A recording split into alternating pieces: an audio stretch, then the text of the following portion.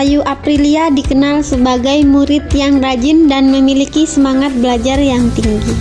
Setiap waktu luang, Ayu selalu menyempatkan diri datang ke perpustakaan sekolah. Ia membaca buku pelajaran, mencari referensi tambahan, dan mencatat hal-hal penting untuk menunjang pemahamannya di kelas. Selain rajin belajar di perpustakaan, Ayu juga aktif mengikuti berbagai lomba akademik. Ia sering mewakili sekolah dalam lomba cerdas cermat, olimpiade mata pelajaran, dan lomba karya tulis.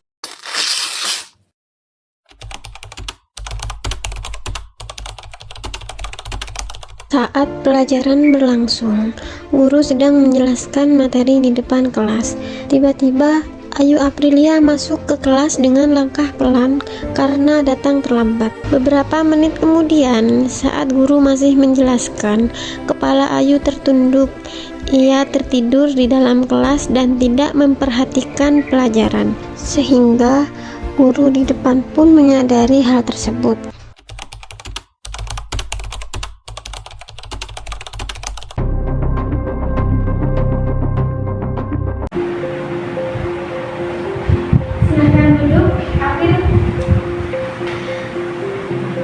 Terima kasih sudah mau datang ke ruang kita ini.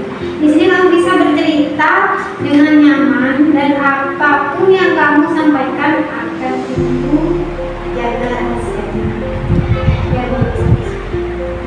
Ibu dengar-dengar hari ini nilai kamu menurun dan beberapa guru menyampaikan kamu terlihat kurang fokus di kelas.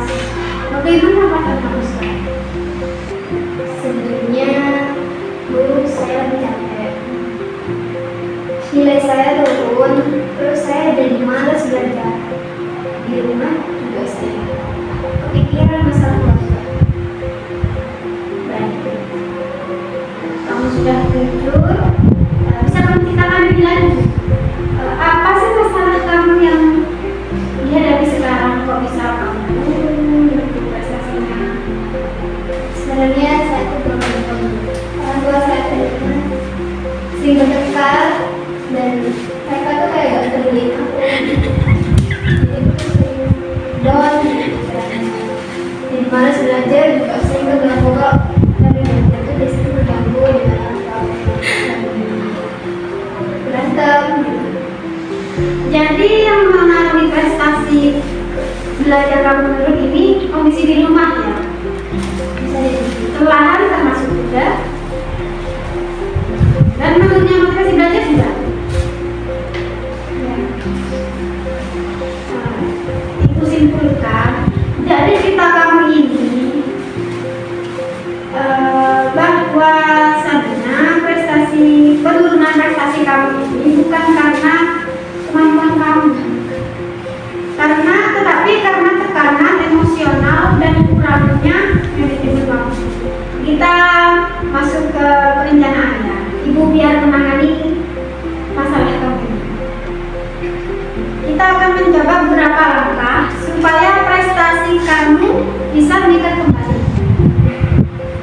Rencana yang kita lakukan antara lain yang pertama mengatur kembali jadwal belajar yang realistis. Setuju?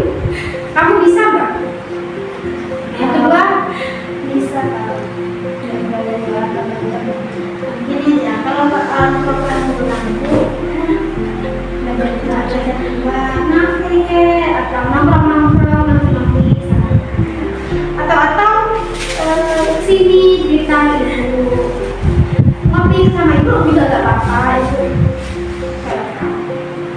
Yang kedua, melatih cara mengelola stres dan emosi.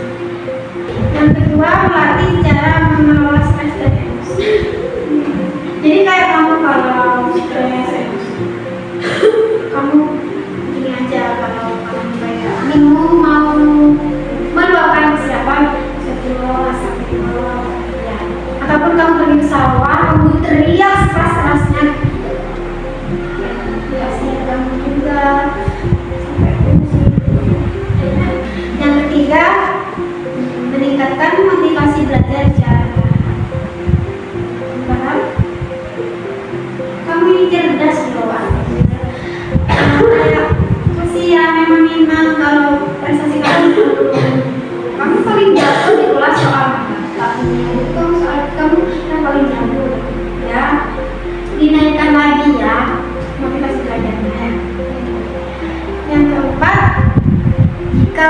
perlu, jika ada perlu, bisa berkoordinasi dengan adik kelas.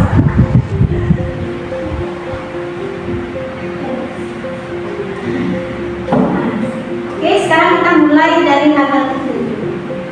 Ini ada tahap selanjutnya ya.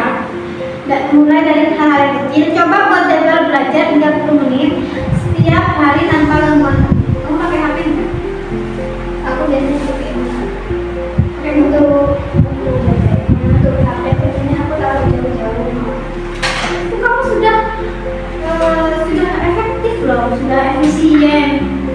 Terus tak bisa kamu ini buat di kelas itu sampai bertanya-tanya kok bisa April. Banyak yang beri info ke itu. Jadi kalau di rumah sahabat kamu bisa belajar di perpustakaan gitu ya. Kayak kalian itu nongkrong, kalau yang sudah bilang. Jadi sudah tahu ya simpulannya dari kamu datangnya